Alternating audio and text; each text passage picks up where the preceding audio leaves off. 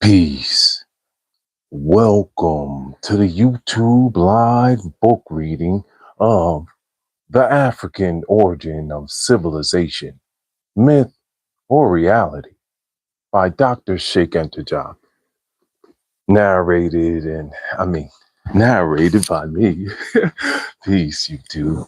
Divine days and nights. Divine days and nights. Welcome to this YouTube live book reading.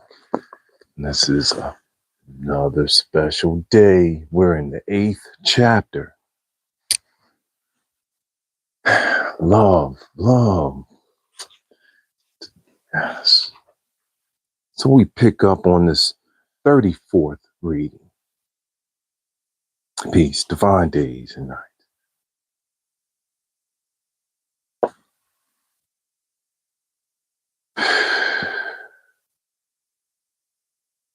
Chapter 8, Arguments Against a Negro Origin. This is in the middle of page 162 for this 34th reading. In that period, how did blacks conduct themselves in the presence of whites or of races deemed white? Ibn Battuta answers this question in a text describing the reception of the caravan at Walada, where the Farba Hosen represented the king of Mali. Our merchant stood in his presence, and he addressed them through a third person, though they were standing close to him. That showed how little consideration he had for them, and I was so displeased that I bitterly resented having a country whose inhabitants showed themselves to be so impolite and evince such scorn for white men. Delafosse, whose comment on the importance of the Mali Empire was quoted earlier, observed, Gal, however, had recovered its independence between the death of Kankan Musa and the advent of Suleiman Musa, and about a century later, the Mandingo Empire began to decline under attack by the Songhai, though retaining enough power and prestige for its sovereign to negotiate as an equal with the King of Portugal, who was then at the height of his glory. Accordingly, the emperors of Black Africa, far from being mere kinglets, negotiated on an equal footing with their most powerful Western counterparts. On the strength of documents in our possession, we can go further and emphasize the fact that the Neo-Sudanese empires preceded by several centuries the existence of comparable empires in Europe. The Empire of Ghana was probably founded about the 3rd century AD and lasted until 1240.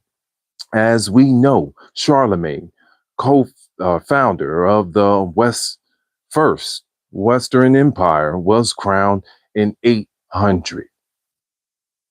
Ghana's magnificence was in every respect similar or superior to Mali's. Such then were the African states at the time they were about to enter into contact with the most modern Western world. At that time, there were only absolute monarchies in the West, whereas in Black Africa, monarchies were already constitutional. The king was assisted by a people's council, whose members were chosen from the various social strata. This type of organization existed in Ghana, Mali, Gao, Yatanga, Kayer, and so on. This could not have been the beginning, but rather the result of a long evolution, the start of which can discover only by going back to Nubia and Egypt. In no other way can we reestablish the continuity of that chain. From whichever side the history of Africa is considered, one constantly falls back on the Meroitic, Sudan, and Egypt. Peace. What's going on? Hi, it's Heart Love. Welcome. Fine days and nights. I'm wishing all of you are having a wonderful, wonderful start to your day. Yeah, it's that time. You've elevated, kept raising the light, giving the people the light. They're calling. True masters. Yeah, we're here. All right, so we're on page 163. Mm.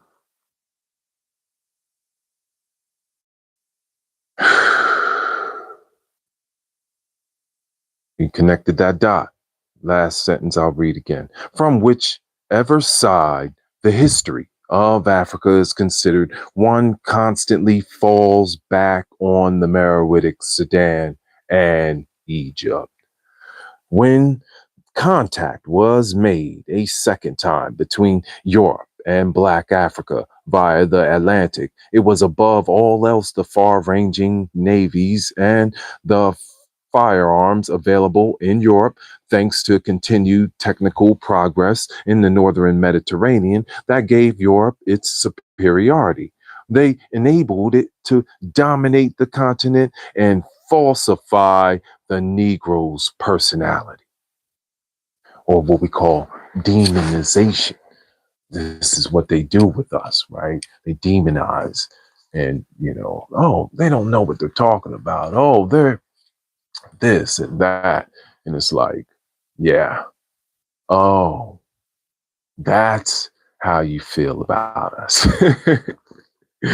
We don't, they always think they're smarter and clever, right? More clever. Mm-hmm.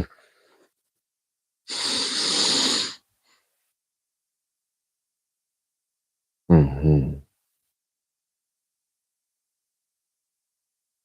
That is how things still stand. And that is what has caused the subsequent alteration of history concerning the origin of Egyptian civilization.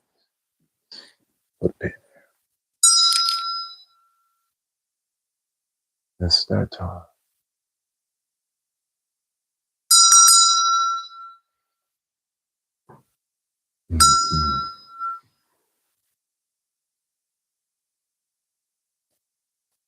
Mhm. Mhm. Mm, mm, mm. Alteration of civilization, history, facts, the falsification of history, facts. Mm, mm, mm. Dr. Sheikh Enter pinpointed it a long time ago.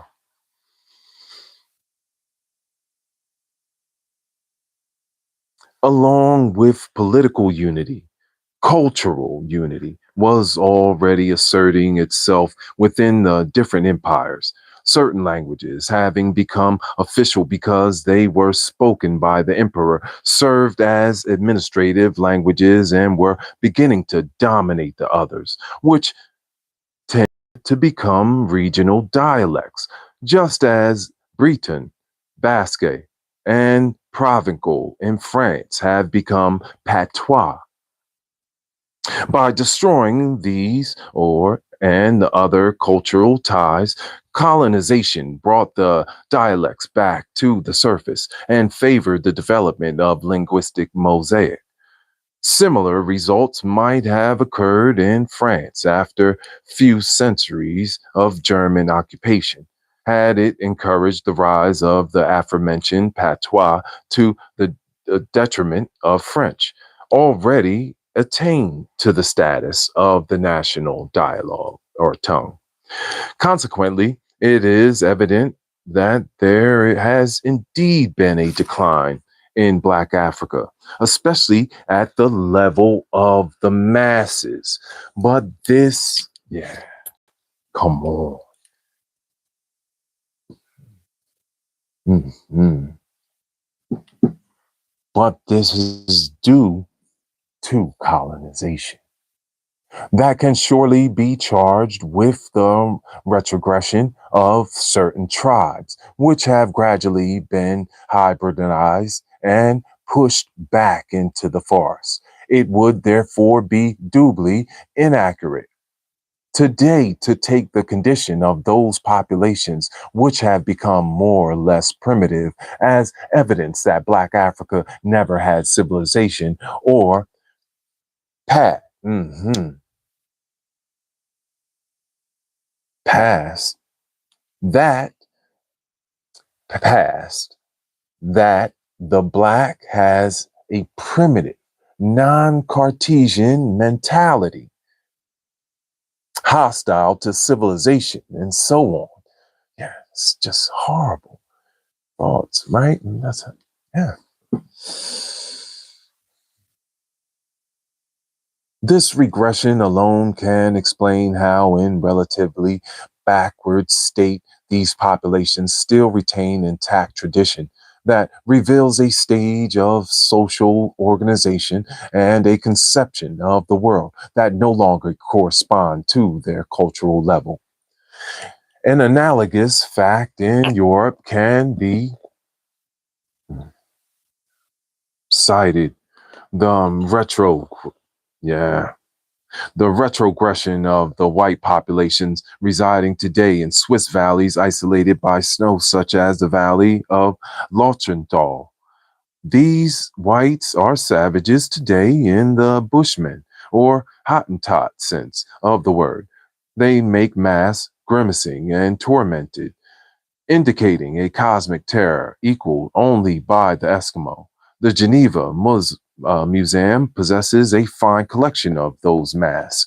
In contrast, one can observe that the serenity of Negro art reflects the clemency of the physical setting, but also a taming, at least spiritual, of universal forces, instead of being inexplicable phenomena that terrify the imagination. These forces were already integrated in a general system to explain the world.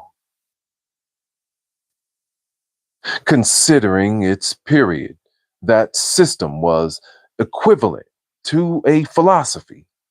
The Negro had dominated nature, partly by technique, but mostly by his spirit.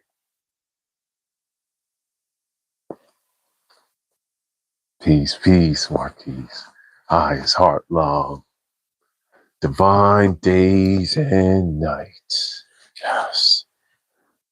Gotta go to work today, so wanted to make sure I came on and give you a special reading. Yeah. Thank you to Mozart in the building.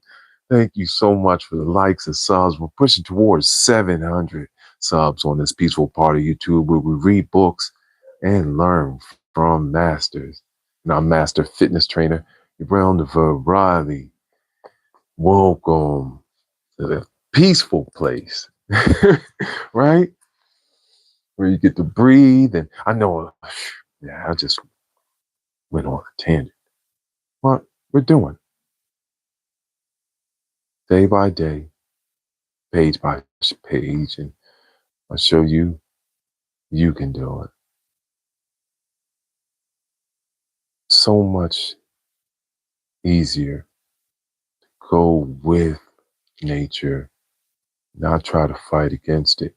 So that's why I also give you a variation of times that come on, because I want to make sure that of imbued, complete peace, and then we go and dive into the information, and then it's there for you to grasp whenever you want. Look at that. Much love. Peace, peace. I see the hearts and love. Thank you, thank you, thank you. Hey, bro. Love going forward. Thank you so much. Oh, man. Deep going forward. Keep going. Yes. Ashe. Ma'at Rasa Tepera. No doubt. All right. So we're at page 164 down at the bottom. We'll close out here. All right. Because I was going in. I'll keep going, right? No, okay, keep going. Yeah, because I have to work. So,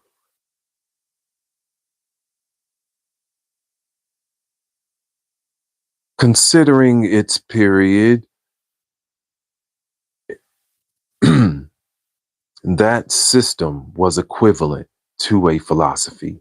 The Negro had dominated nature, partly by technique, but mostly by his spirit.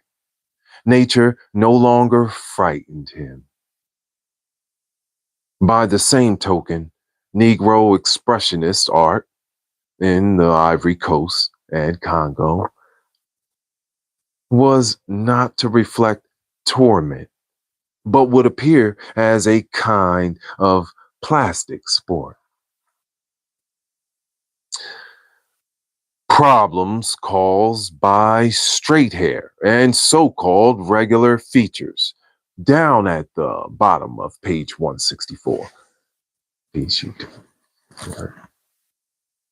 Problems caused by straight hair and so called regular features.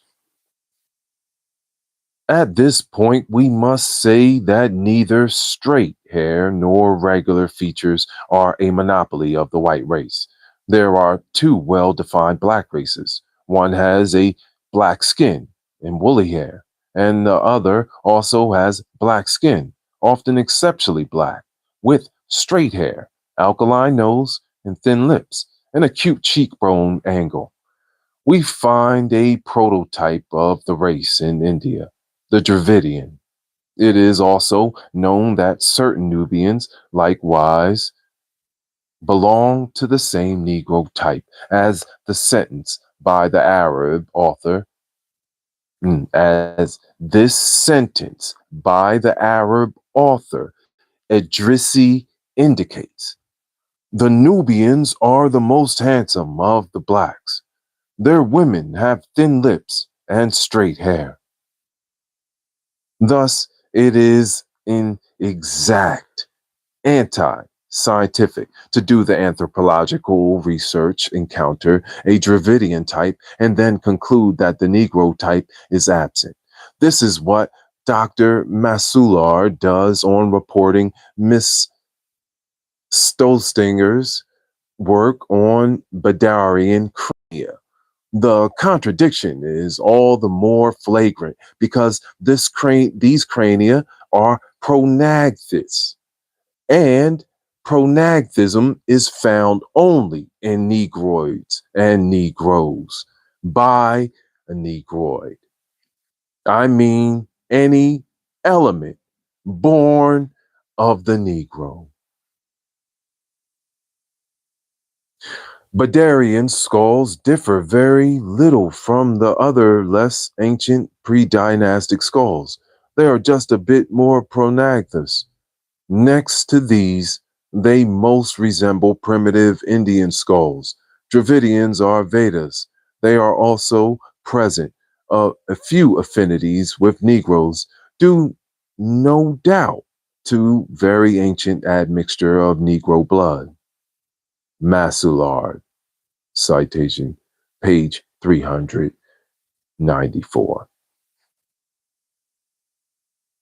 Page 165 at the top for those reading along, and in the playlist, I will put, when it's finished uploading, a brief vocabulary in the description. All right, here we go. Oh, thank you. Yes, we're reading The African Origin of Civilization, Myth or Reality by Dr. Sheikh Entajab, and edited and translated by Mercer Cook. This is what the people chose.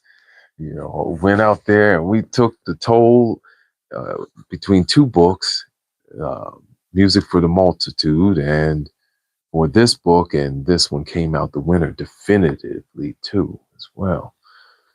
Here we go.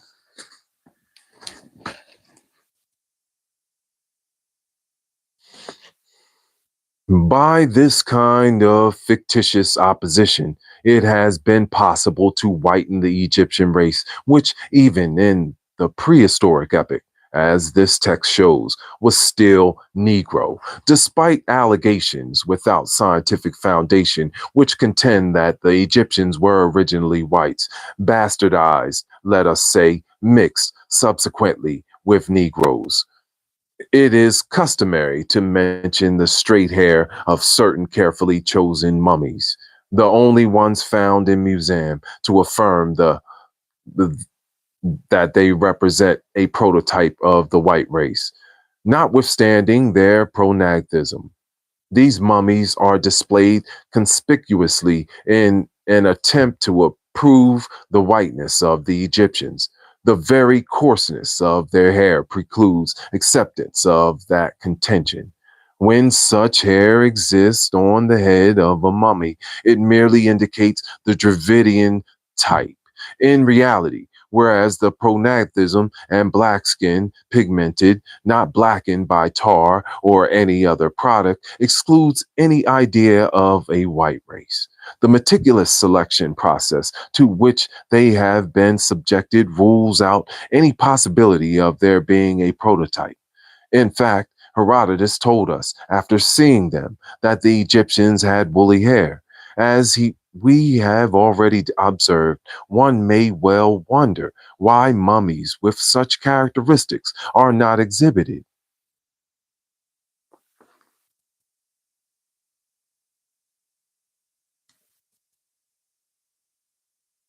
Mhm.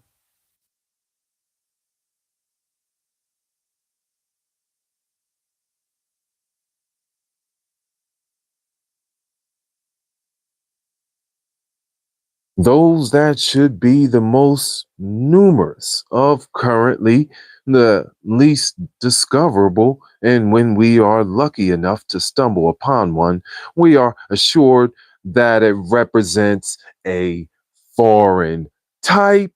We'll pause right here. Highest heart love, honor.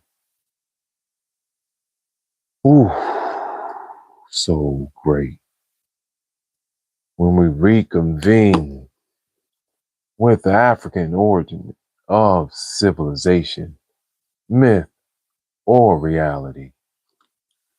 It's time to go to work. Already had a great workout and run AM. And so now we're going to light it up, shine our light, go out into the world. Peace. What's going on, Zola? Highest heart love. Mods are in the building. Yay. Gratitude. Thank you for being here. Yeah. Great read. Great read. Love to all the solar returns, families, and friends. We are in the summer, shaking it up, reading books. Just finished that wonderful chapter. I mean, reading. We still have a lot to go, actually, in this chapter.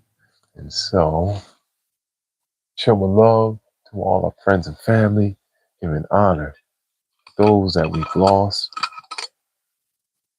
peace, with honor. I love you. Glass of love water, right? I love you.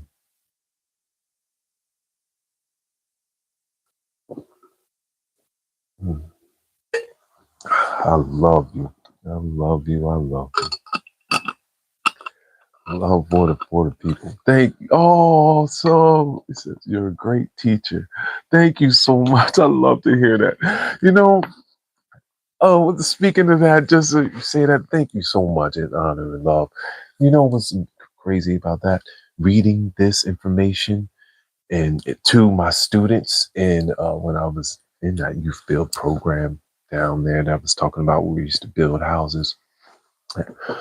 Um, I I was they found a way to fire me once I started teaching the children this information. Straight up. And the youth as a youth build coordinator, I think, I would, oh, they was like, this guy is really doing too much in Florida. You know, they don't like that information. Well, they found a way to get me out. But gratitude and honor. Thank you so much for the acknowledgement. Man, we love it. And we love the people. Now, let's sing I love you to the people. Here we go. All right. As we go out on our day and go to work, yeah, salute and honor. Highest heart love. Word. Yeah, we're shaking it up. You see that? Check out my post. I don't like to say those people's names, but go on, follow my YouTube. And then, they're hitting the button on it big time. They like, damn, this master fitness trainer and healer is shaking it up on YouTube, reading books that we don't want the information out or that we banned. And I'm just loading them up. We can do this all day. Yeah. His heart love. The harmonic vibrational is out. Yes. Yes. We did it. We did it. That's the willpower. Mm-hmm. You can see the fire in my eyes, right? I love you. I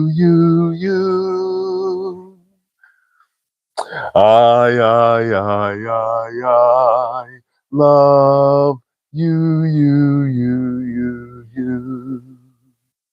You know it, because I love myself. I will see you soon in the next reading. We'll reconvene. Thank you so much for getting those likes up. Honor. Peace, peace.